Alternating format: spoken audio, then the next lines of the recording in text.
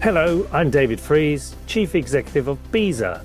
Welcome to Behind the Built Environment, the podcast where I delve into the major issues facing our industry through in-depth conversations with key industry leaders. Join us as we explore the trends, challenges, and innovations shaping the future of the built environment. And my guest today is Fiona Graham, Chief Operating Officer at the Family Business UK, the national body that represents and supports family-owned firms across the country. Fiona has spent her career championing the vital role these businesses play in our economy, and she leads on strategy, policy, and advocacy to ensure their voices are heard. From succession planning to governance and growth, she's right at the heart of the issues that matter to family enterprises. And today, she's here to help us understand what recent inheritance tax changes could mean for small business owners. Welcome, Fiona. Hi, David. Thank you. And I know we said we shouldn't be untopical, but there's been a tube strike in London, so we're not actually where we would normally be today. But and let's hope that's still pertinent when this goes out in a few days' time. So we like to kick off, as we've done in others, with quick-fire yes/no questions, because they set us up, tell us what the agenda is, and kind of set the tone. So you're ready? Yes/no, please. Ready. Okay. Is inheritance tax something most small business owners should be thinking about right now? Yes. Could failing to plan ahead lead to businesses being sold or broken up to pay a tax bill? Yes. Do you think enough family businesses have proper succession plans in place? No. Do you think the current system is fair to family-owned businesses? No. And is there still time for owners to make changes and protect their businesses before any new rules come into effect? Yes. Great. That's the first time anybody has given yes/no to everything. You normally flip up on one and go, oh, yeah, well, that depends, but that's great. So plenty to go at here. But before we do get into the meat of the questions, we always like to ask, did the career choose you, or did you choose the career? How did you end up here today? I've always been very interested in politics and policy. Way back to when I was kind of a teenager, I was very involved in that sort of thing. And I knew that I didn't want to work for a particular party, and I didn't actually particularly want to work in government, having tried that out for a little bit. And I found public affairs as a really interesting way to make sure that politicians got to hear from the experts in any field, because politicians, lots of them are very well-meaning, but they are not experts. And as we've just seen a reshuffle, ministers are often posted into departments that really they don't have any background in. So I was very interested in making sure that particularly underrepresented voices got heard by policymakers to help them make better policy so that the country can run better. So that's what was my background, was in public affairs for a long time. And then I saw the opportunity at Family Business UK, or the Institute for Family Business as it was at the time when I joined. And I sort of thought, hold on, this is a hugely important part of the economy.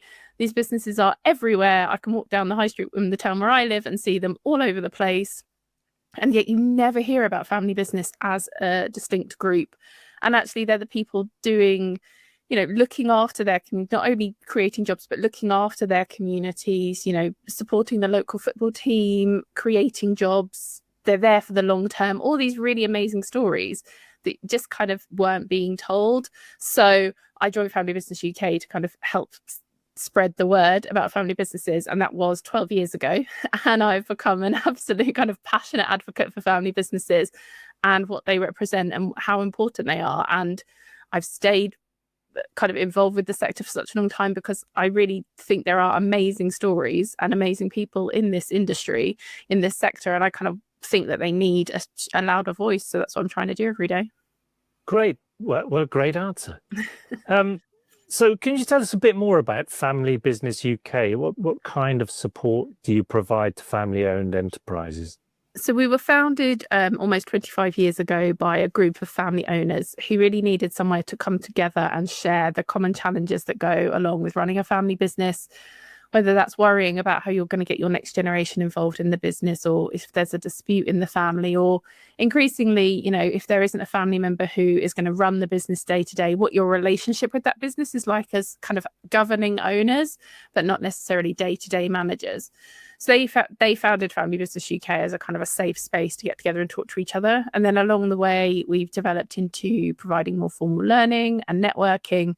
And then when I came on board, well, shortly before I came on board, but really increased since I've been here, increasing the kind of the voice of the sector, talking about those issues that are unique or specifically unique to family businesses or specifically affect them. So we are a network for family-owned businesses to get together, and it's really about making people understand that you're not alone, because in a family business, it can feel really, really lonely.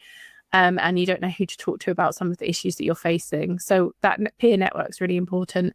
But we provide a lot of formal learning around particularly family dynamics and family governance issues, succession planning, all those sorts of things. And then the voice of the sector, making sure that politicians understand this sector's here, what it does, what it means, and what the unique challenges that it's facing are. Yeah, I guess that point, particularly around the loneliness of running businesses, people don't always appreciate how lonely it can be. Yeah. Running a business. And if you for a family business, you're dealing with issues around your business, which particularly as, as an entrepreneur or small business owner, it can be all consuming. Then when you tie in the family issues as well, and particularly, if you have a management team in your business, if there's an issue within the family, you don't feel that you can, it's not like talking to them about another colleague. You don't really want to go and talk to them about something your dad's done or your sister's done or whatever it might be. So it's where do I go to talk to people, and other family business owners understand it. They might not have exactly the same issue as you, but they understand where you're coming from. So that feeling, we often, when people come to a Family Business UK event for the first time, they kind of say, oh, I didn't realize this was here. And I thought that I was the only person who had this challenge with my family. And now I realize I'm not. And there's maybe a path forward for us, which is so encouraging that people realize that they don't have to kind of stay at home and just worry about it all night. There are people who can help them. Sure. So let's talk a bit about inheritance tax. There's been a lot of discussion around potential changes to inheritance tax. Can you briefly explain what's on the table and why it matters for business owners? So for a few decades now, if you have a family business, you were able to pass that business, as long as it met certain qualifying criteria, onto your next generation tax-free when you died. Essentially, it's called business property relief. You could get 100% relief from inheritance tax. And as you'll have seen with discussions around farming as well, farmers could pass their farms on 100% with 100% relief from inheritance tax through agricultural property relief. What the government's proposed and was announced at the budget last year is to significantly reduce that. So everybody will get a limit of £1 million in their estate to pass on through business property relief. And above that, you will only get 50% relief. So anything over £1 million in terms of the business assets in your estate will have to pay 20% inheritance tax, which is a huge amount of money for a business to find. It's a real challenge for family business owners and for farmers, because they are often the value of the shares in that business or the farm assets are the bulk of their estate.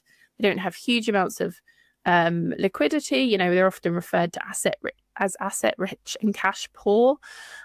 So this is a real challenge in terms of how these businesses are going to be able to, or how these owners are going to be able to fund this tax. And essentially, it's going to have to be the business that pays it, because the individuals do not have money in their estate to pay for the tax. So the business is going to have to fund it, which means that the business is going to have to restrict growth, restrict investment, and kind of build almost a war chest for what happens when a member of the family dies and their shares are passed on to the next generation. Because none of us know when we're going to die. We would all love to be able to plan our affairs perfectly so that we knew exactly what was going to happen. But the reality is that none of us know when that is going to be. And you can try and put good succession plans in place, but it's really, really hard to understand exactly when that succession event is going to take place.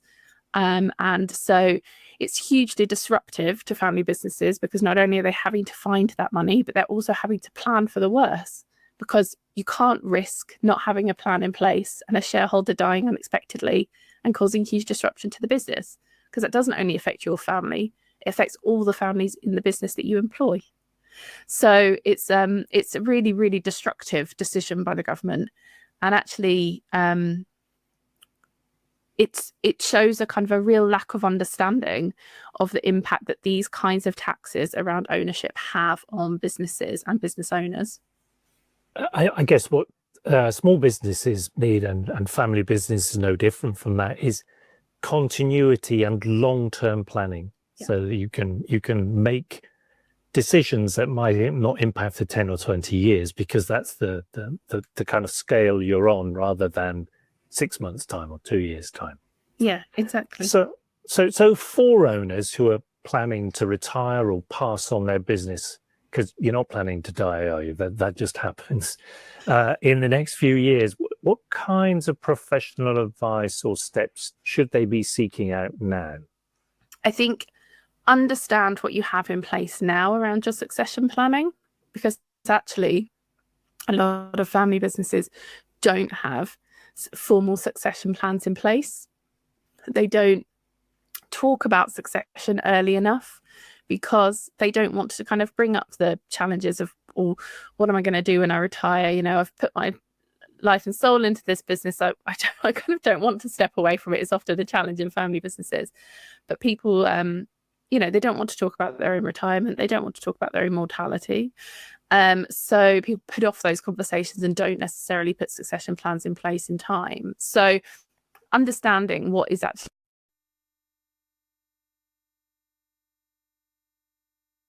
is a really important place to start.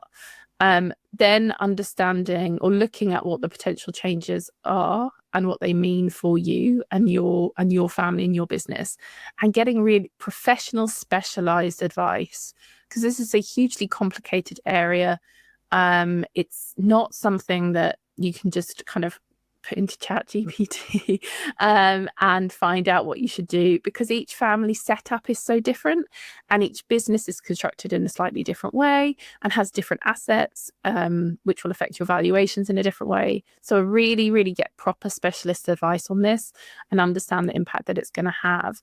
But don't put it off and hope that somebody's just going to change the policy again, because I think you really have to be prepared for this being the situation for the foreseeable future, and that this is the level of relief that you're going to have for the foreseeable future. Sure. So, and do you see a difference between how smaller firms, as opposed to larger family businesses, come to their tax and succession planning?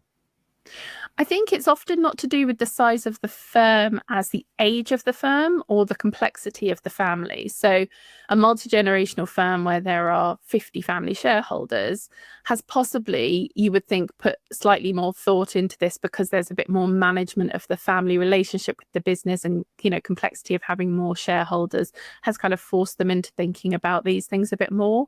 Whereas maybe a first generation family business where it's, one of the parents set up the business and then there's 2 kids are going to inherit it, it probably feels like it's a bit more of a straight line succession event. So they maybe haven't put as much thought into it, or haven't kind of planned as much around it. But I think that, different families manage all these issues in different ways. Some have very, very formal succession plans. Some try to think that they're going to repeat what they've done in previous generations. That's not going to work now, because you don't have this relief anymore. You've got to look at these plans again. Just because you've gone through a 5th generation family business and you've gone through multiple succession events, it doesn't mean that what you've done before is going to be fit for the future. Great. And are there any specific exemptions or reliefs under the current inheritance tax framework that business owners might not be fully taking advantage of? So it's not an inheritance tax relief, but there is a relief that supports lifetime giving called gift holdover relief. An inheritance tax becomes relevant if you hold all of your shares until you die and then you pass those shares on. Actually, what a lot of family business owners do is phase their exit from the business. So maybe when they retire, they might hand a lot of shares over to the next generation who are going to run the business, or they might not need to hold all of those shares for the whole of their life. So there is gift holdover relief, which I would definitely look at if people aren't aware of that, in terms of structuring your succession planning kind of to include lifetime and death transfers, because I think people often only think about that, often think about succession as a kind of an event, a one-off event, but actually it's a process that takes many, many years. Often it includes the succession of the management of the business and the ownership of the business, and then they don't necessarily have to happen at the same time. It's very unusual that somebody will run a business for 40 years or 50 years and then say, okay, today I'm off and the next generation, it's your turn now, and here's the management of the business and the ownership of it, and all in one go, and off you go. It's far more complicated than that, and it actually should be a process, because that helps the senior generation to kind of still have a role in providing expertise and senior counsel and all these things, and harnessing their knowledge, whilst also giving the next generation an opportunity to kind of go and build something even more extraordinary than the previous generations have done.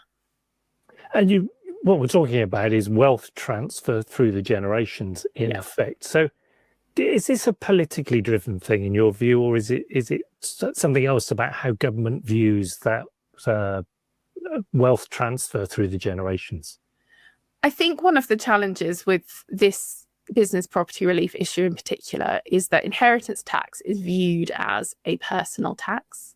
It's viewed as, something that a small minority of people pay, and they are at the higher end of the kind of the wealth ladder in this country. Actually, when it comes to inheritance tax in relation to businesses, or in relation to family businesses, it is really a business tax, because it's the business that's going to have to fund this for people. So I think that part of the reason this has been done is the government didn't understand the role that the reliefs play in the businesses well enough, and then made a decision that that kind of underestimated the impact it would likely have.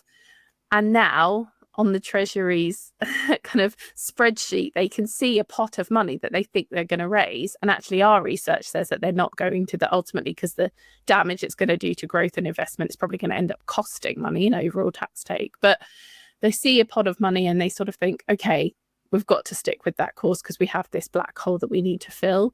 And so I think that there is a real short-termism in terms of thinking that they can pluck a certain amount of money out of the out of the inheritance tax pot, and not actually thinking about the long-term impact that this has on growth and investment. Because if we lose a family business that's been around for 100 years because of this inheritance tax relief, and that's a very real possibility that many businesses will close because of this. If we lose that business, it's not coming back. Those jobs are lost forever. And new businesses will pop up, but it will not be the same. And I think that, government's really underestimated the impact of what it's chosen to do. Sure. I've been with members over the last few weeks and months in the Northeast and Wales and other areas where that's a real possibility. They're very, very concerned about how they pass that on. Yeah. And the timescale they've got to do that. So what's your sense of how confident the average family business feels about navigating this kind of tax and legal complexity? Are there real particular gaps you see in knowledge or awareness of these things? Yeah, I think it's a hugely complicated issue. And this is one of the other problems with doing this, is that the family business owners are now spending a huge amount of time trying to understand these incredibly complicated tax reliefs and what impact it will have on their business. And that is time they're not spending thinking about growing their business or employing more people. And the huge amount of management and senior board time that's been put into this is just, I don't think it can really be underestimated. I don't think we'll ever be able to really quantify the value of that. But it's very hard. And these are not areas that you would expect a business owner to be expert in. So it's definitely one to seek professional advice on. And it may throw up other questions as you go through about, actually, why are we a family in business together? What is it that matters to us? If we're going to have to make difficult decisions in the future about investment or growth, What are we prioritizing? Are there areas that the next generation are particularly passionate about that we should be focusing on? It's probably going to stimulate quite a lot of conversations within the family that aren't just about tax, that are about much broader issues than that. Sure. I think one of the features of running an SME is that the thing you don't have lots of time is time, sorry.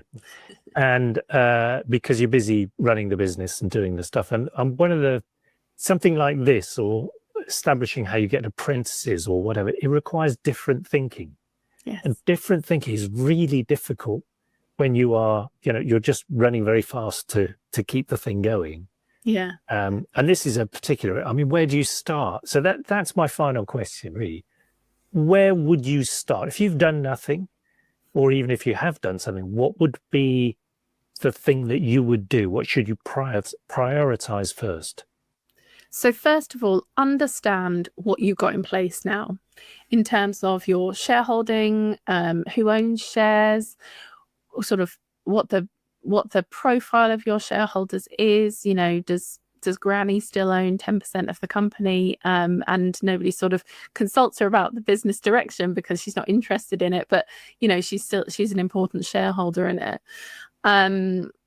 So understand what your current situation is, map that out, and what if anything you have in writing about your succession plans, and then go and seek expert advice from a professional tax advisor or lawyer who is focused on family business and really gets this. I think that would be my advice. Don't think that this is something that you can just not think about for a few years. I would recommend understanding the implication now, and then you can plan and try to mitigate for it.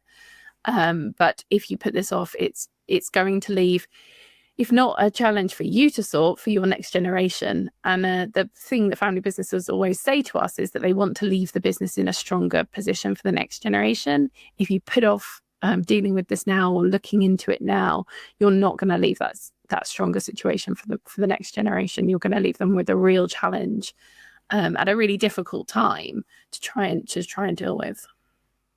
And now I have the really difficult challenge of trying to summarize what we've been saying. So the inheritance tax changes, they change the relief, so you only now get £1 million worth, including all your assets in your estate.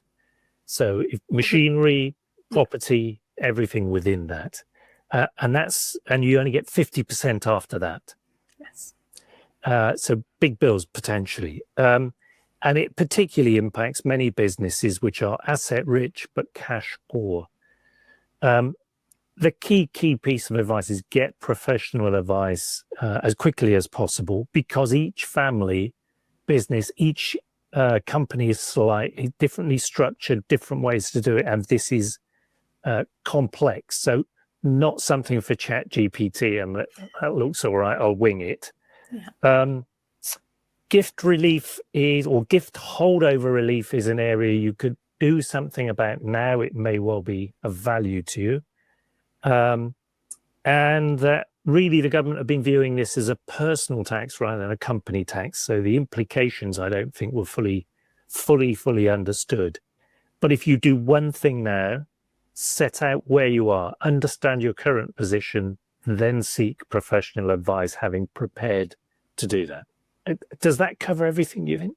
Yeah, I think so. Brilliant.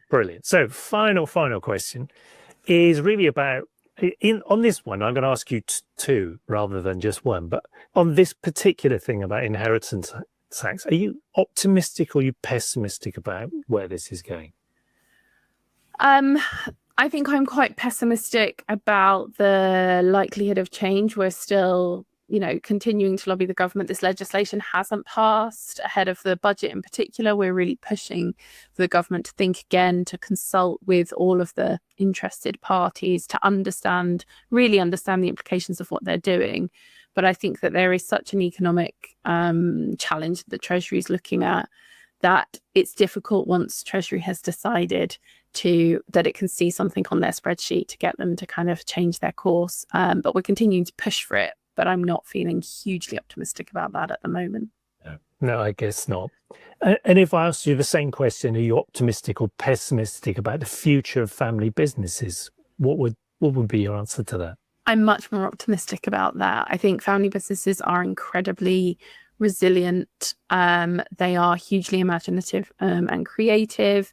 They have battled through all sorts of challenges, and there is a particular, I think, opportunity for family businesses now when everyone's talking about purpose in business and values, and family businesses live and breathe that stuff every day. There's a huge opportunity for family businesses to grow and to expand. And I think that actually we're always seeing more family businesses being created. People still want to, build a business with their family, build something for future generations.